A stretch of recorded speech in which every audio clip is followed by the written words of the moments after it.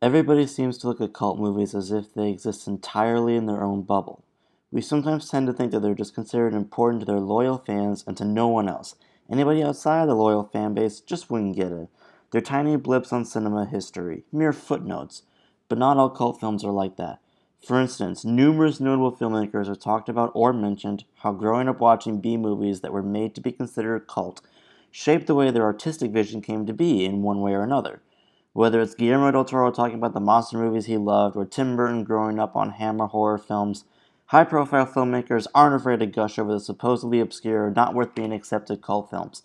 One such film that has fallen into that category and inspired future filmmakers is Carnival of Souls.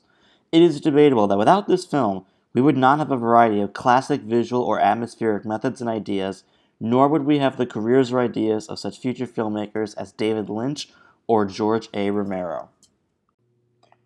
Carnival of Souls is a 1962 film about a young woman who survives a car accident and is then followed and haunted by strange supernatural visions.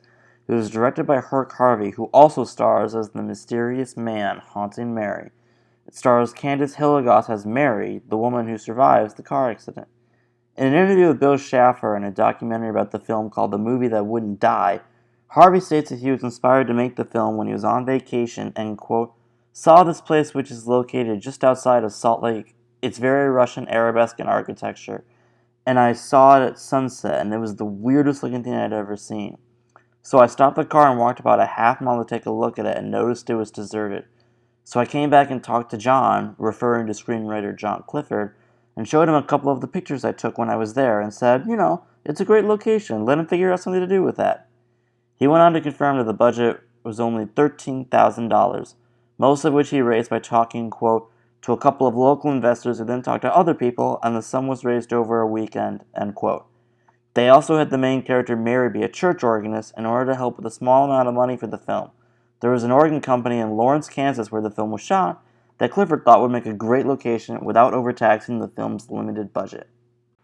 The film was released to initially mixed to mild reviews, but managed to grow over time into a cult film due to it being shown in midnight movies for weeks, turning into months.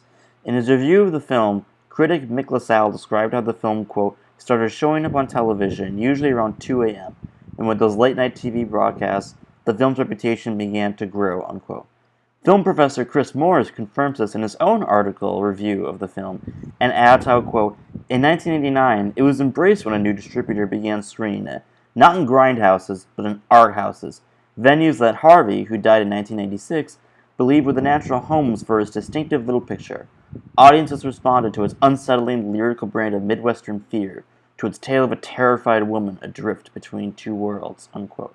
The phenomenon of the cult audience gradually becoming more and more aware of a certain film over time is known as the collective cult experience.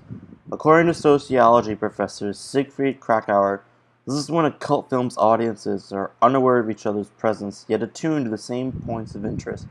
It was further described by Michel Maffesoli, another sociology expert, as an existential casualness, a search for hedonism, a shared pleasure in living, and an appearance and the play of forms.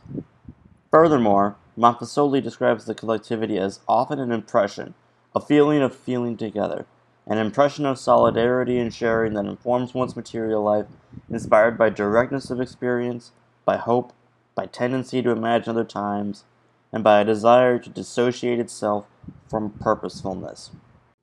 Considering that the film came out during a time of great anxiety in America, with the Cold War happening and the rise of the Vietnam War and revolutionaries against the government going to the 1970s and 1980s, perhaps cult film audiences wanted to latch onto a film that was about becoming disconnected from reality and floating off to another level of existence. The growing love for this little B movie even caught the attention of up-and-coming filmmakers, who, whether consciously or subconsciously, found themselves influenced by this film's story and visual ideas. In Cult Cinema: An Introduction by film professors Ernest Mathis and Jamie Sexton, they discuss how a cult film, quote, may emerge as an audience-critical discourse, but could then mutate into a form of generic contract, or a form of interpellative marketing, or a series of production textual strategies, unquote. This is an example of metacult, where mainstream notable filmmakers are openly admitting, if not bragging, about the cult films they've seen that they decided to bring parts of into mainstream cinema for more people to see.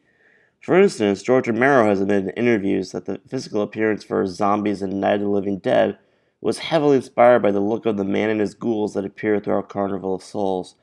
It is also more than likely that his images of a group of zombies swarming on a victim is influenced by the climax of Carnival, where the ghouls chase down Mary. Another filmmaker who practically owes his entire visual career to Carnival of Souls is David Lynch. Lynch has never openly admitted to being influenced, but all throughout his works, there are story ideas and visual ideas that are clear shoutouts to some of the ideas seen in Carnival of Souls. There is practically a laundry list of references that he has used.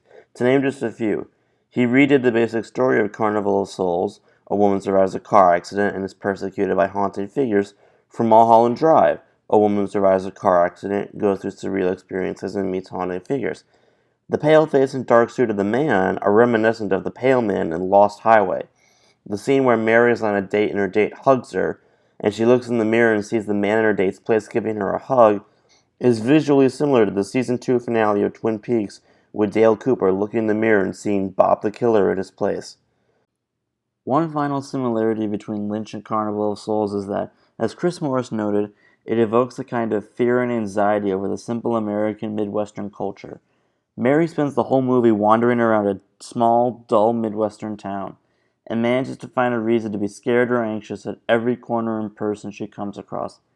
The idea of fear in the American Midwest is a particular theme that David Lynch likes to explore in his films, most notably in Blue Velvet, which was about the dirty secrets of a crime boss and his organization lying under the veneer of a simple, wholesome American town. Considering how pervasive this theme was in Lynch's films, it's easy to imagine that a film like Carnival of Souls made quite an impact on him. Carnival of Souls is a film that has managed to stand the test of time in spite of its meager beginnings that would have made it seem doomed to fail. Through a combination of the eerie, cheap filmmaking, its repeated showings on late-night television and art house theaters, and critical reappraising, the film found a way to ingratiate itself into the film world and pop culture itself way more pervasively than most B-movies could ever dream of.